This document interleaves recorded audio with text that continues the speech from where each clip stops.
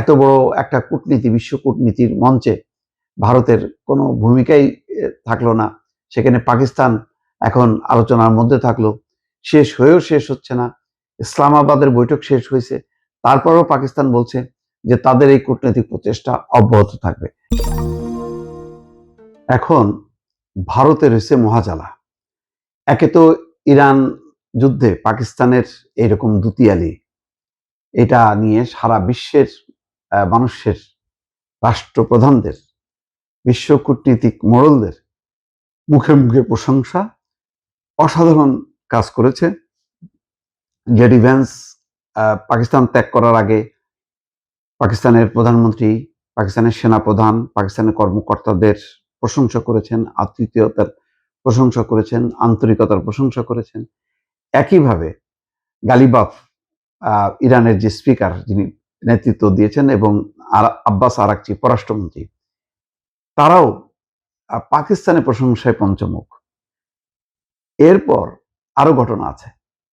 Trump প্রশংসা করতে গিয়ে এমন একটা কথা বলেছেন, সেটা উল্টা ভারতের আত্মসম্মানে আবারও নতুন করে ওই যে কাটা ঘায়ে লবণের ছিটার মতন দিয়েছেন।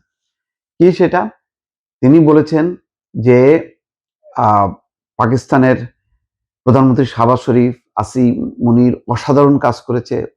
মানে তাদের যেই দুতিয়ালি, তাদের চেষ্টা অসাধারণ ছিল, আন্তরিকতার কোনো ঘাটতি ছিল না, ভূয়সী প্রশংসা। এবং তিনি বলেছেন যে ভারত পাকিস্তান যুদ্ধের সময় তারা আমার অবদানের কথা স্বীকার করে বারবার, এবং বলে যে আমার কারণেই 3 থেকে 5 কোটি মানুষের প্রাণ রক্ষা পেয়েছে।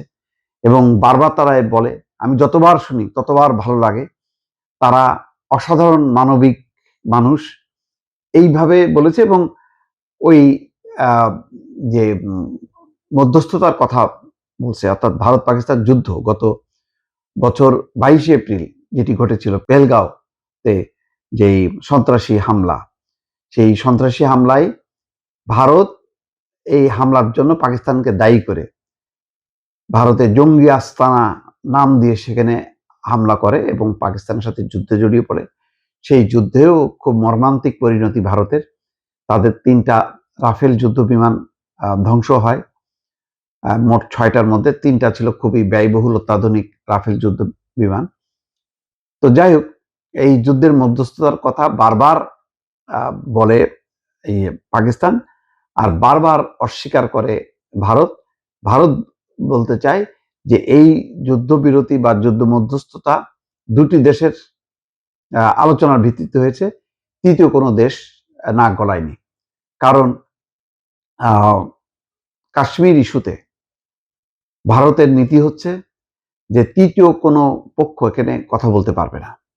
সেই কাশ্মীর ইস্যুতেই যুদ্ধ হয়েছিল। তো এখানে ভারত মধ্যস্থতা, পাকিস্তান, আমেরিকা মধ্যস্থতা করেছে, এটা কখনোই ভারত স্বীকার করে না।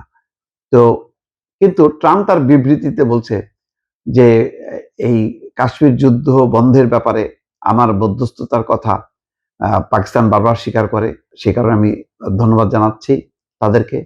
কিন্তু ভারত তো মানতেই চায় না যে এখানে আমেরিকার বা তৃতীয় কোনো দেশের মধ্যস্থতা ছিল। তো যেহেতু মানতে চায় না, কিন্তু ট্রাম্প বিবৃতি দিয়ে পাকিস্তানের প্রশংসা করছে, সেখানে একেবারে আতে ঘা লাগছে ভারতের। তাহলে ভারতের কি হলো?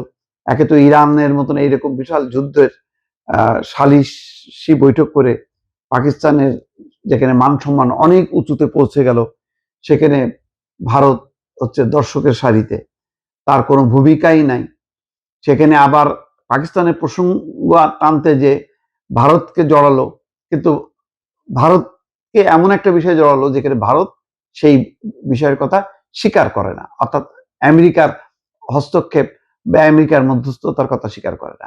ফলে সব মিলায় ভারতের একটা দারুণ খারাপ সময় যাচ্ছে, যে এত বড় একটা কূটনীতি, বিশ্ব কূটনীতির মঞ্চে ভারতের কোনো ভূমিকাই থাকলো না। সেখানে পাকিস্তান এখন আলোচনার মধ্যে থাকলো, শেষ হয়েও শেষ হচ্ছে না। ইসলামাবাদের বৈঠক শেষ হয়েছে, তারপরেও পাকিস্তান বলছে যে তাদের এই কূটনৈতিক প্রচেষ্টা অব্যাহত থাকবে। তার মানে পাকিস্তান আরো লম্বা সময়ের জন্য আমেরিকার সুনজরে থাকছে, ইরানের সুনজরে থাকছে, এবং এক ধরনের লিডারশিপ তাদের, যে সে মধ্যস্থতা করতেছে। আগে এই ধরনের সংকট গুলো যখন হয় তখন পাকিস্তান বা বড় কোনো দেশ মধ্যস্থতা করে, সেই জায়গায় পাকিস্তান চলে গেল। এইটা ভারতের জন্য অত্যন্ত অসহনীয়। এটা সহ্য করার মানে প্রতিটা মুহূর্ত ভারতের জন্য যে যন্ত্রণাদায়ক হচ্ছে, এটা বলার অপেক্ষা রাখে না দর্শক।